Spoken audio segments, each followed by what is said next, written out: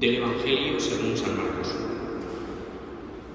6 días más tarde, Jesús toma consigo a Pedro, a Santiago y a Juan, sube aparte con ellos solos a un monte alto y se transfiguró delante de ellos. Sus vestidos se volvieron de un blanco deslumbrador, como no puede dejarlos ningún batanero del mundo. Se les aparecieron Elías y Moisés, conversando con Jesús. Entonces Pedro tomó la palabra y dijo a Jesús: Maestro, qué bueno es que estemos aquí.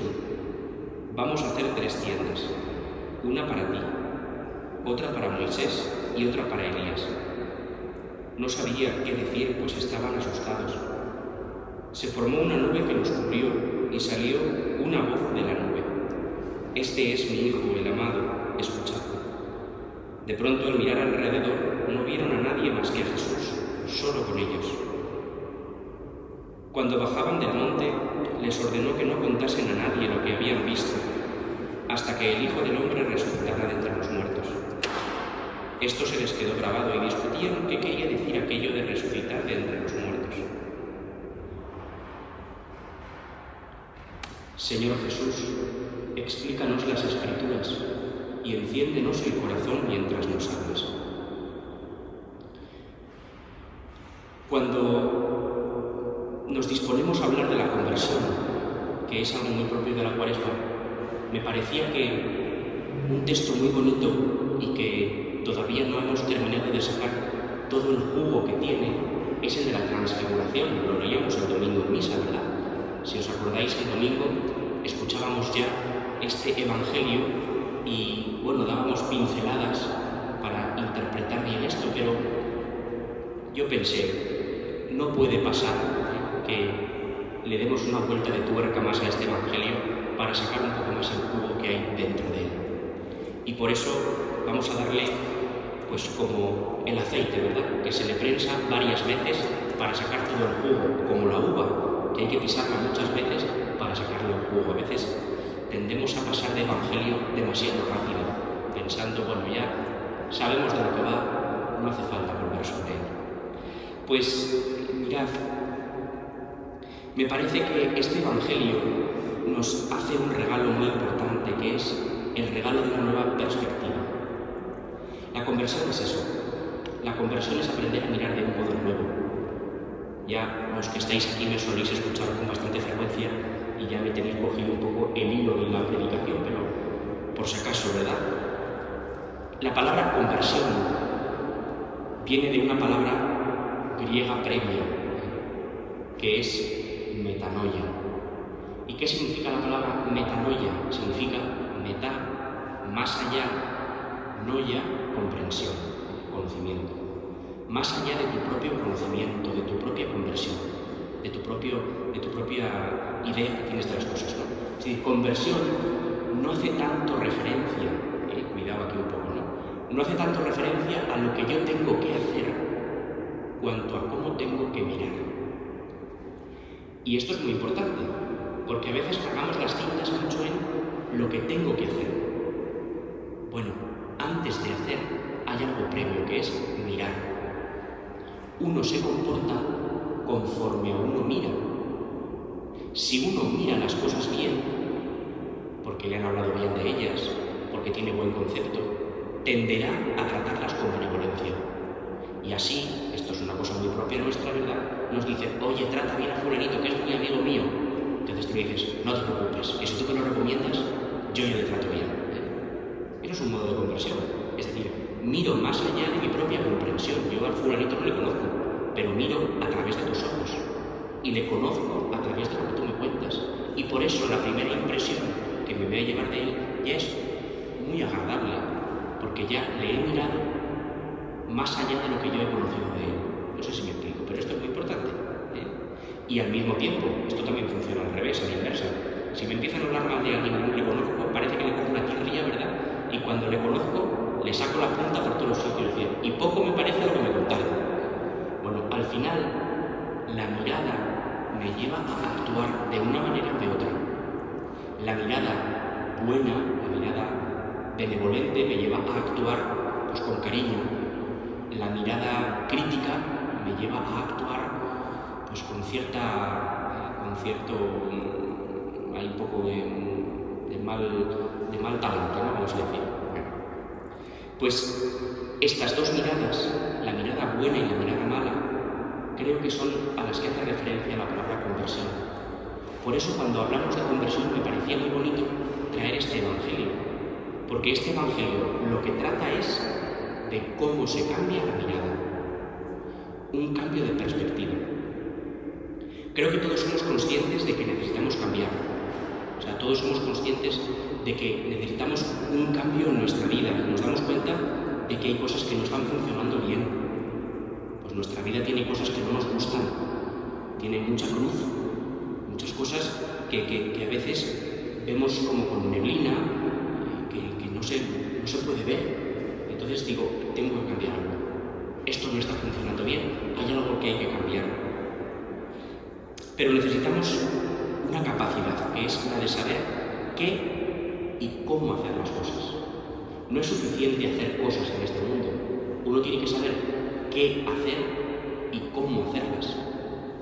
Ahí va dirigida la conversión. La conversión no va dirigida tanto a hacer cosas sin ton ni son, sino a saber qué es lo que tengo que hacer y cómo tengo que hacerlo. Es decir, la palabra conversión hace referencia a la mirada. ¿Y una mirada hacia qué? Una mirada hacia lo que construye, distinguiéndolo de lo que destruye. Eso es una mirada de conversión. Una mirada que va más allá de las apariencias, que no juzga por apariencias, sino que va al fondo de las cosas. Eso es lo que necesitamos. Quiero construir mi vida, pero no según lo aparente, sino según lo que me hace bien, no lo que me apetece, sino lo que me construye. Esa distinción es la distinción de la conversión. Necesitamos esta capacidad de saber qué y cómo hacer las cosas, aprender a rasgar el velo de las apariencias.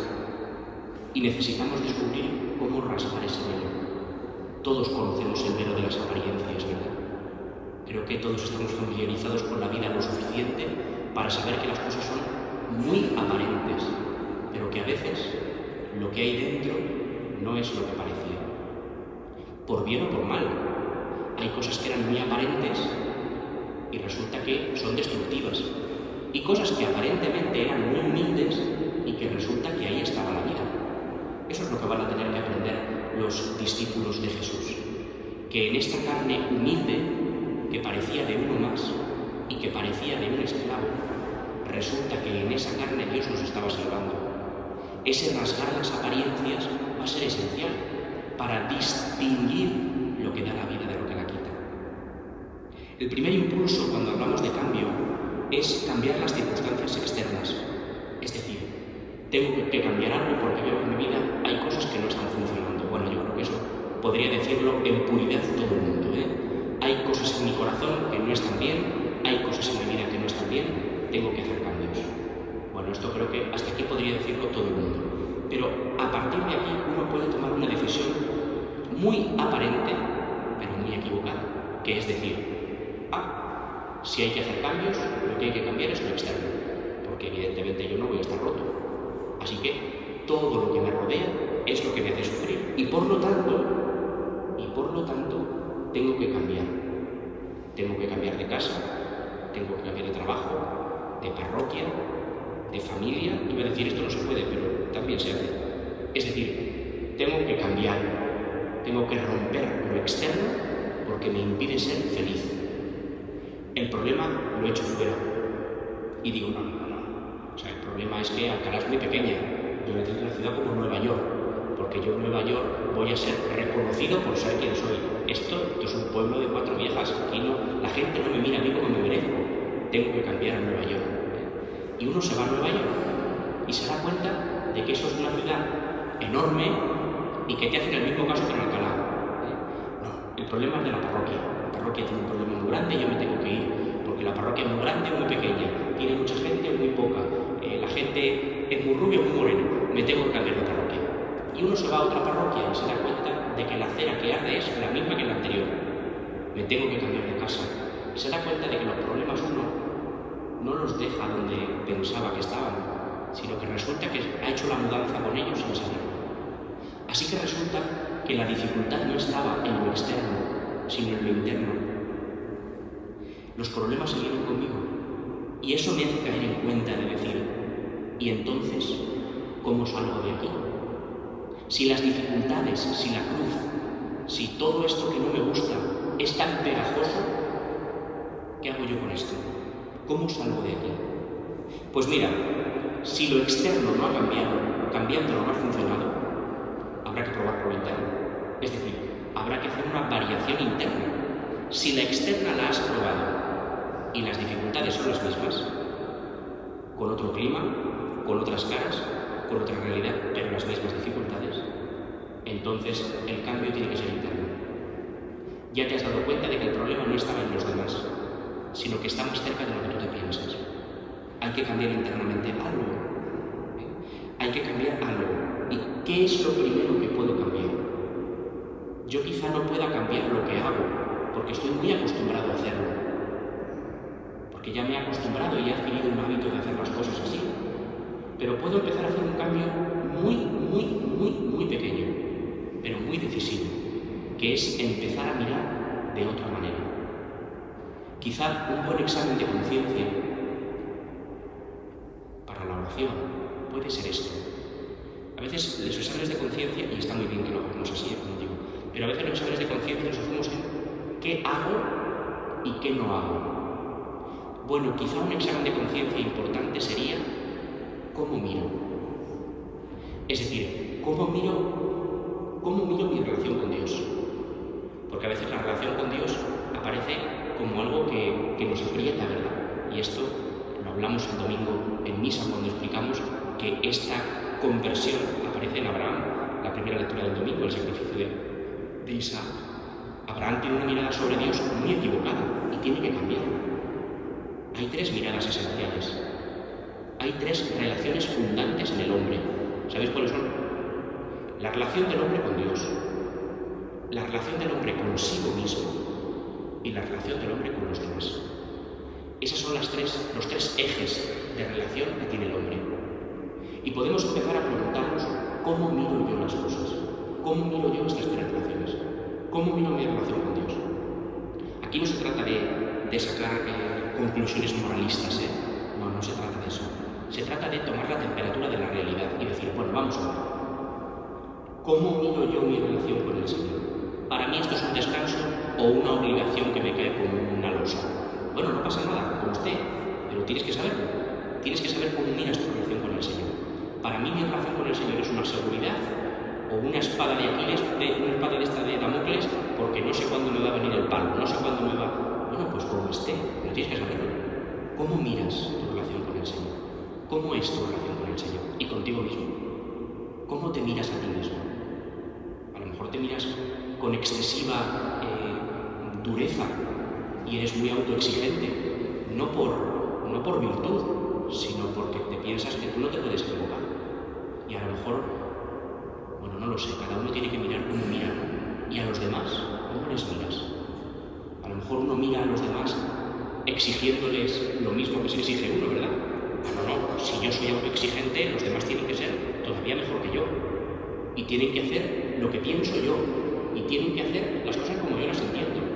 Bueno, uno tiene que mirar un poquito, ¿no? Bueno, y esto podría dar más de sí, pero vamos a dejarlo aquí, ¿no? Esto es como un breve examen de conciencia, pero delante de Dios. Bueno, ¿y yo cómo miro? ¿Cómo miro? ¿A Dios? ¿A mí mismo? ¿A los demás? ¿Cómo miro, no? Porque a lo mejor, el comienzo del cambio viene por aquí, por el cambio de mirada. A lo mejor uno tiene que aprender a cambiar su forma de mirar. A lo mejor hay que recalcular la relación que tengo con Dios. A lo mejor Dios no me quiere quitar nada, como pensaba Abraham, sino que me lo quiere dar todo. Y como no sé mirarle, pienso que me quiere quitar cosas, y entonces no me atrevo a aparecer delante de él, digo, no sea que me pida algo que no quiera. Y entonces, que no me vean por la capilla. No sea que me pida Dios algo y me haga la Pascua. Y la relación conmigo mismo, yo no me soporto. Yo no me soporto porque no soy como a mí me gustaría ser. Y no soy capaz de mirarme con indulgencia, porque no entiendo cómo Dios me mira. Entonces, como no entiendo cómo Dios me mira, tampoco me puedo mirar yo. Es decir, necesitamos aprender a mirar de una manera nueva. Por lo tanto, la conversión no empieza por cargar las tintas con lo que debo hacer. A veces lo pasamos muy mal porque decimos, colegas, si yo sé que me tengo que convertir, pero es que no veo cómo. Yo os lo he contado ya alguna que otra vez, pero me hace mucha gracia esta anécdota. Cuando estaban de ejercicios, un amigo mío me lo contó que había dos monjas paseando y le dicen la una a la otra, si yo ya sé que tengo que convertirme, pero es que no quiero. Pues a veces nos pasa un poco esto, ¿eh? O sea, si yo sé que me tengo que convertir, pero es que no quiero. No es que no quiera, es que lo he intentado y no he podido. Porque he cargado la cuestión de la conversión en lo que tengo que hacer. Y como no soy capaz de cambiar lo que tengo que hacer, como no soy capaz de cambiar mi carácter, como no soy, pues digo, pues es que no quiero convertirme, ya está. Ya estoy cansado de tanta conversión. Es decir, ya estoy cansado de tener que intentar algo que sé, que me voy a estampar una vez más y no quiero. Claro, porque has empezado la casa por el tejado y se te ha venido encima. La casa hay que empezarla por la mirada. Lo que tienes que empezar a cambiar no es lo que haces, eso vendrá después, sino cómo miras. Eso es lo primero que hay que cambiar. La conversión es una nueva perspectiva, es un regalo, no una técnica. Hay que pedir el don de la conversión. Y hay que pedirlo con mucha sencillez. Señor, que mire como miras tú. Ya está. Por ahí empieza la conversión. Para hacer lo que tú haces, tengo que mirar como tú miras. Tan sencillo.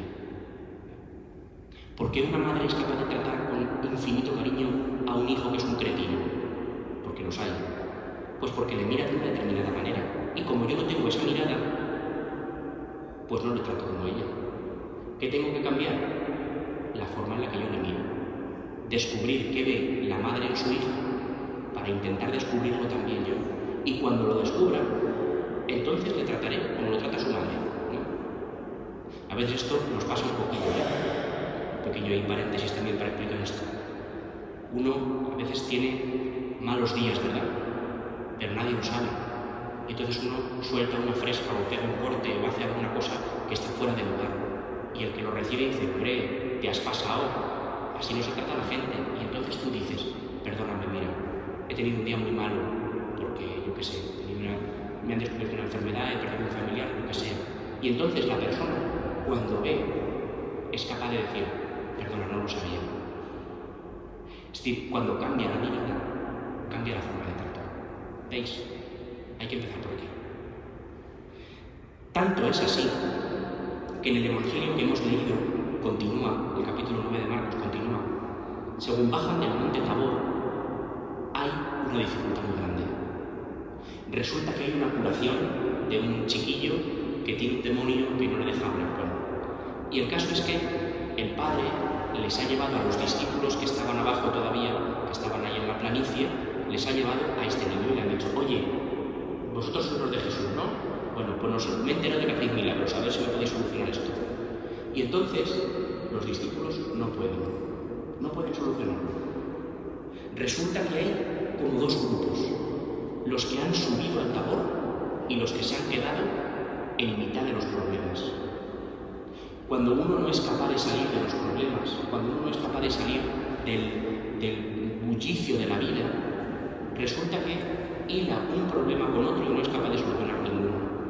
A veces, yo creo que esta experiencia la tenéis también vosotros, ¿verdad? Somos un poco gestor de problemas. O sea, nuestra vida consiste en gestionar dificultades hasta que se solucionan por sí mismas o nos solucionan a nosotros. Es decir, no somos tantas veces capaces de solucionar nada cuanto de gestionar dificultades. Y nos cansa mucho, porque la gestión de la decadencia es muy cansada. Y esto les pasa a estos. Este grupo que se ha quedado abajo, que se ha quedado en el bullicio, en las dificultades, en los problemas, que no es capaz nunca de salir de esa solución y gestión continua de problemas, resulta que no hacen más que venirle problemas y dificultades. Y uno ya intenta ir como con un capote en una dehesa, ¿verdad? Le vienen dolor por todos los sitios y uno ya no sabe a quién atender. Resulta que bajan Jesús y los 3 discípulos y sin problema ninguno solucionan la cuestión. A veces un cambio de perspectiva soluciona muchas cosas. Es decir, la experiencia de la transfiguración, ¿qué es? Es una experiencia de intimidad. Los otros se han quedado en el llano. Y hay estas dos formas de vivir. Pues la forma luminosa, la forma de la luz del Tabor, la que viene de la perspectiva del cielo. Hemos visto a Jesús quién es, y por eso no tenemos ningún miedo, porque hemos visto quién es Jesús. Y entonces vuelvo a los problemas, pero con una fuerza distinta, porque ya no soy yo, es que está Jesús conmigo. En cambio, hay otra forma, que es la que por lo general tenemos todos, y nos sale de natural, el plano terreno. Nos mantenemos en el mismo nivel, no subimos al monte Tabor, tenemos tantas cosas que hacer, que no puedo perder tiempo en rezar, hombre. Entiéndame usted, tengo yo muchísimas cosas que hacer como para ponerme a rezar. Si qué más quisiera yo, es que no puedo. Por supuesto, tienes que gestionar muchos problemas, yo lo entiendo. La cuestión es que si no cambias de perspectiva, los problemas van a sumarse y a poder contigo. Aquí nos trae un recuerdo inmediato, ¿verdad? Estos tres nos traen un recuerdo inmediato, que son otro momento en el que Jesús les separa, que es Getsemaní. Getsemaní es un momento en el que Jesús trae a estos tres consigo y les dice: velad y orad para no caer en la tentación. Hay un cambio de perspectiva. No os enfrentéis directamente a la tentación, no podéis hacer nada con ella. Velad y orad. ¿Qué significa esto de velad y orad? Las tentaciones, las dificultades, las cruces, ¿cómo tiene uno que afrontarlas? ¿Desde qué perspectiva las afronta? Pues fijaros que son dos cosas muy sencillas, pero muy importantes. Velar, ¿qué significa? No sucumbir al sueño, ¿verdad? Abrir los ojos. Y orar, ¿qué es? Mantenerse en el diálogo con el Padre. Al final, la tentación que intenta romper las dos cosas. Que cierre los ojos, es decir, que no sea consciente de todo lo que me juego, porque la tentación funciona así, La tentación te hace cerrar los ojos, como diciendo, bueno, yo lo hago y ya está, no será para tanto. No, abre los ojos y mira todo lo que vas a perder si consientes en este pecado. Mira todo lo que te estás jugando, ¿verdad? La tentación te dice, nadie se va a enterar, esto no hace daño a nadie, ¿qué supone esto entre tantas personas? No, abre los ojos y mira todo lo que me estoy jugando por hacer esta tontería. Mira, miente, no pasa nada, no se va a enterar nadie, esto te va a ahorrar a ti problemas, esto... No, abre los ojos, mira lo que va a suponer que tú mientas, mira el daño que vas a causar a terceros y también que va a suponer en perjuicio tuyo, porque ya no vas a ser una persona honrada ni digna de crédito. Abre los ojos. La tentación te hace cerrar los ojos. Bueno, no pasa nada, tú no te preocupes, esto es muy normal, esto... No. Al revés. Abre los ojos y mira lo que te juegas. Podría poner ejemplos mucho más sangrantes, no hace falta, ¿verdad? Y el diálogo con el Padre. ¿Por qué esto? Porque la tentación, vencer la tentación, no está a mi alcance. Santa Teresita del Niño Jesús, que tenemos aquí una reliquia de sus papás, hay que rezar por un matrimonio, que estamos aquí en la semana de oración por los matrimonios, pues Santa Teresita del Niño Jesús tiene un momento en uno de sus escritos en los que dice: he aprendido a vencer todas mis batallas. En cuanto aparece el más mínimo signo de lucha, voy corriendo a los brazos de mi Padre y me refugio en él. Porque yo por mí mismo no sería capaz de vencer ni la más mínima de las tentaciones. Esto es entender este pasaje. Velad y orad.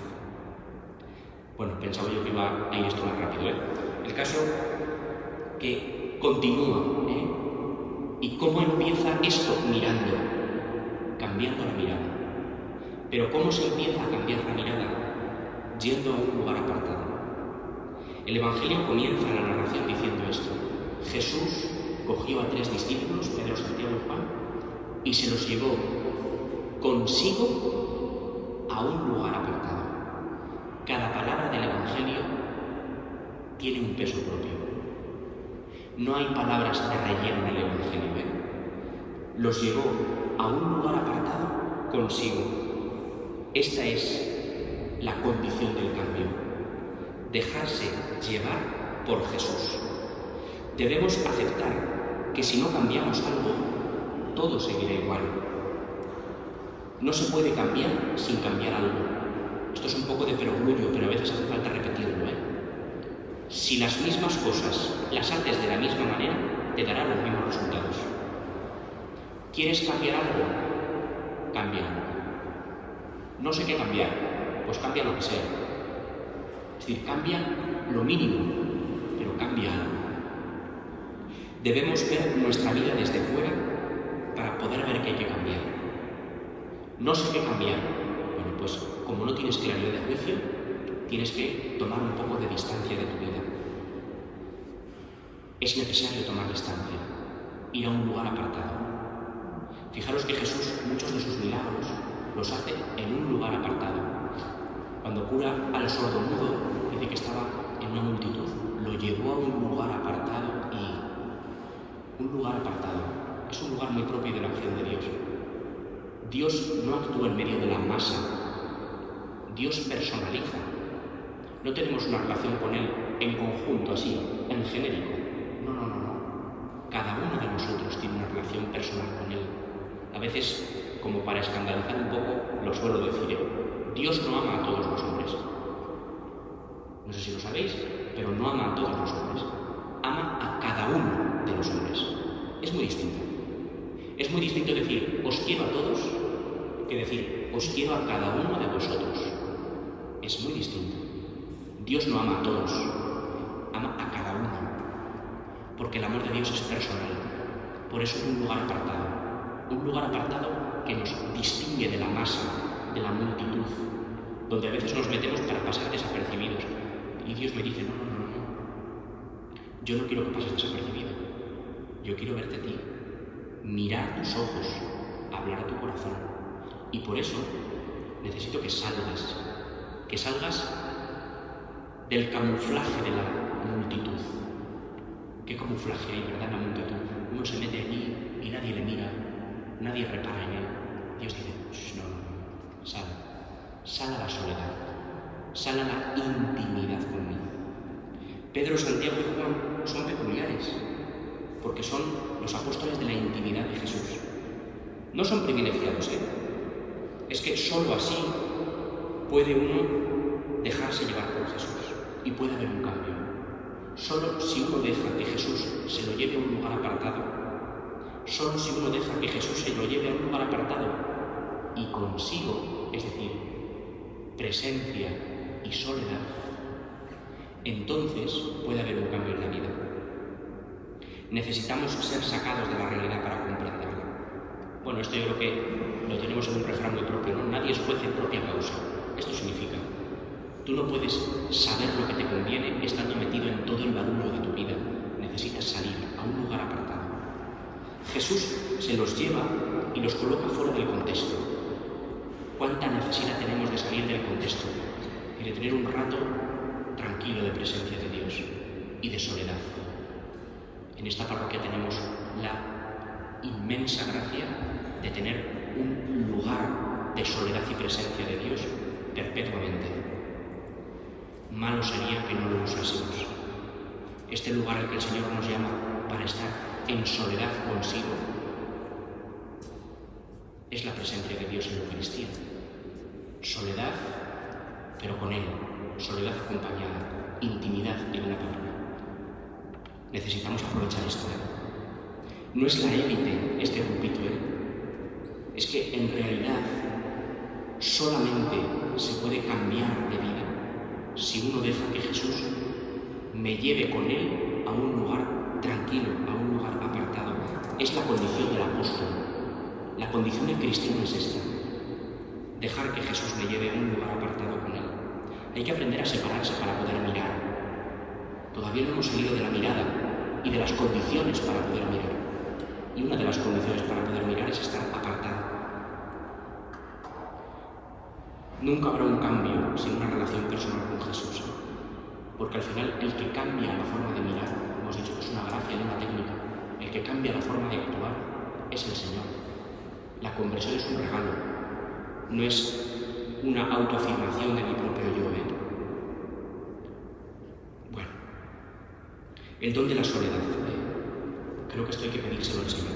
el don de la soledad, que es el lugar del encuentro con el Señor. Y una cosa, ya por ir terminando, que se me va acabando el tiempo a mí, aprender a ver en lo invisible. Una de las cosas que aparecen en el Evangelio de la Transfiguración, la verdad que vamos a necesitar otro día para terminar de comentar el Evangelio, porque nos vamos a quedar a la mitad, pero bueno, no pasa nada, siempre hay que dejar con ganas de más.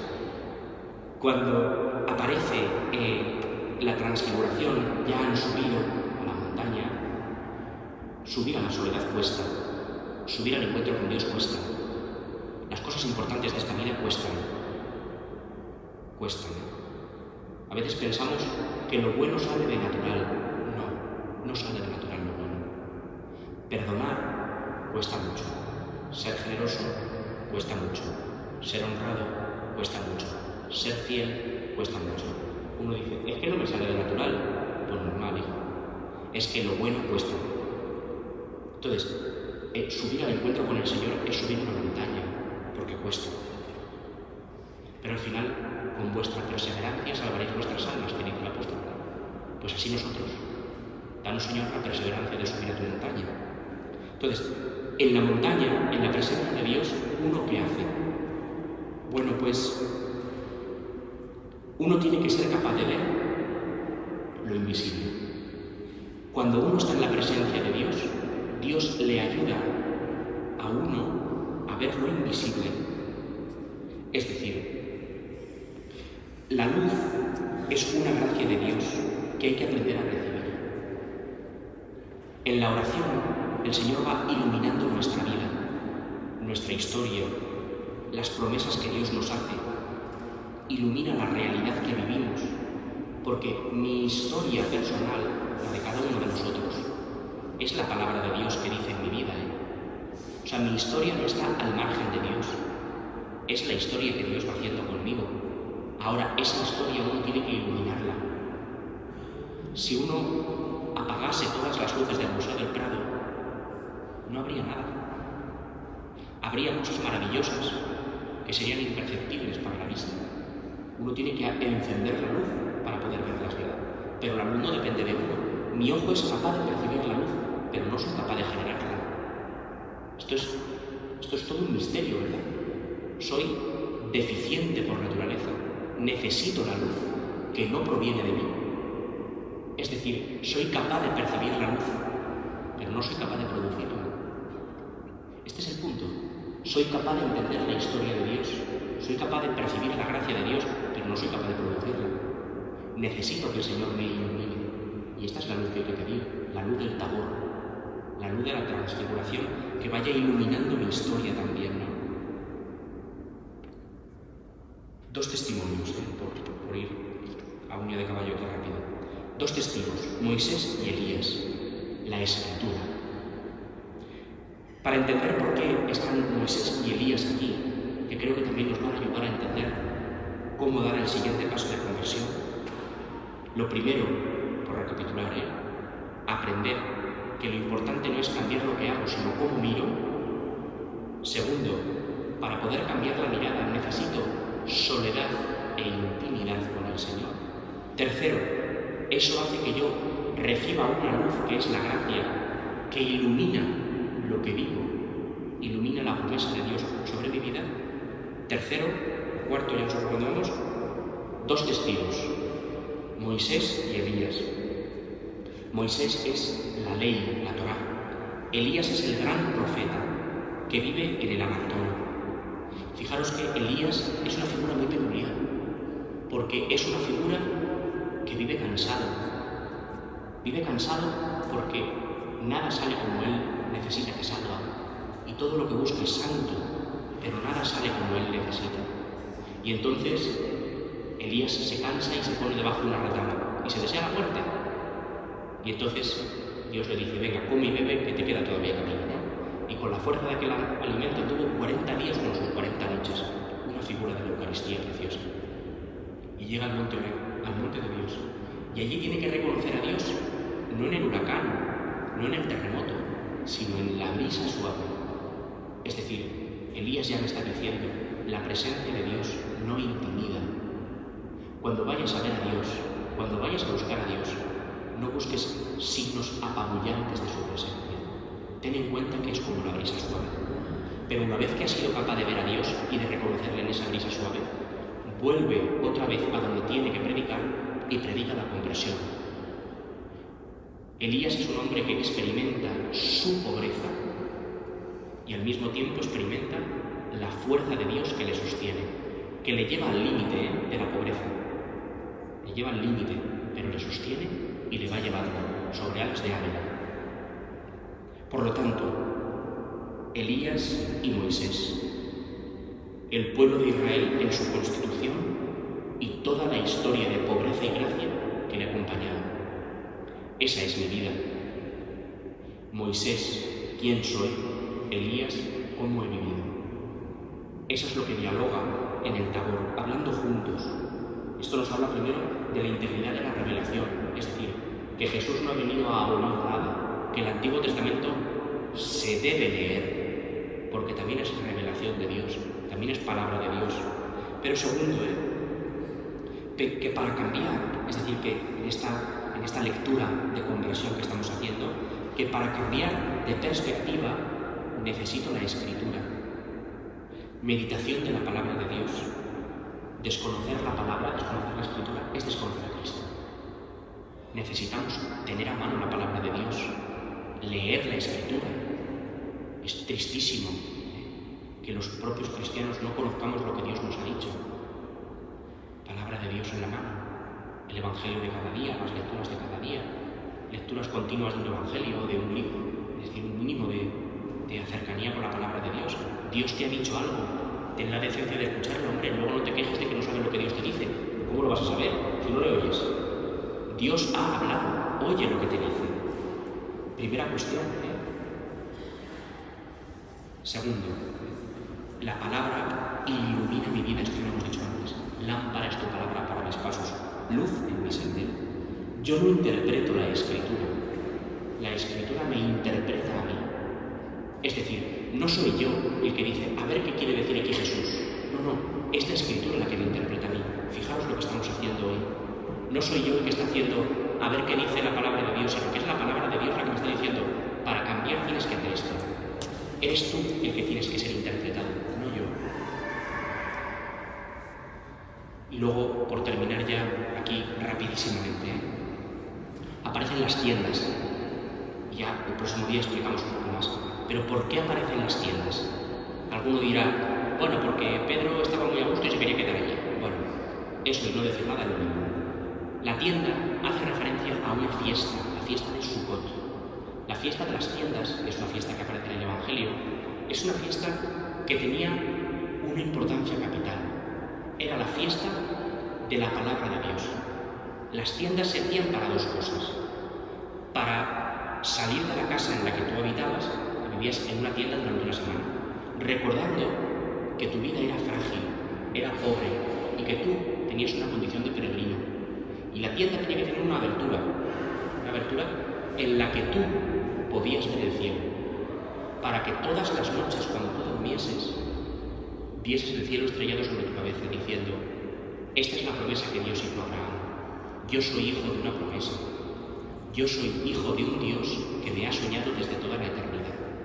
Es decir, nos habla de una relación del hombre con Dios desde su pobreza por la tienda, que es una tienda pobre, pero desde su apertura al cielo. Entonces, es una fiesta que está hecha para la escucha de la palabra de Dios. En la fiesta de Sukkot, en la fiesta de las tiendas, había que leer cuanto más la Escritura mejor. Era una fiesta para leer la palabra de Dios. Es decir, Dios se revela en mi vida. Dios tiene algo que decirme. Bueno, pues vamos a dejarlo aquí. Otro día, si podemos, recuperamos la segunda parte del Evangelio para seguir comentándolo. Pero bueno, creo que damos alguna que otra pista para la conversión, ¿verdad? Conversión empieza por la mirada. Para tener un cambio de mirada necesito soledad e intimidad. En esa soledad e intimidad se arroja una luz que soy capaz de interpretar porque he escuchado la palabra de Dios, que me interpreta, que me dice lo que esa luz me trae, lo que esa gracia de Dios hace en mi vida. Y eso hace que yo tome conciencia de dos cosas, de las tiendas. que mi vida es pobre, pero que mi vida es heredera de una promesa de eternidad. Cuando uno empieza a encajar esas piezas, la conversión empieza a darse sola. Porque la conversión es un fruto de gracia que hay que pedir, pero que empieza por aquí. Estas son las raíces de la conversión. Bueno, pues otro día, si Dios quiere, seguiremos comentando un poco el Evangelio para terminar este cambio de perspectiva, para terminar de completar un poco este recorrido que Jesús hace con sus discípulos. Pues le pedimos al Señor que en este tiempo de Cuaresma nos dé el don de la verdadera conversión que empieza por el cambio en la mirada. Señor, cambia nuestra mirada, hazla como la tuya. Ilumina nuestra vida con tu palabra, con tu presencia, para que, viviendo en el desierto contigo, en tu intimidad, cambies nuestro corazón y nuestra vida.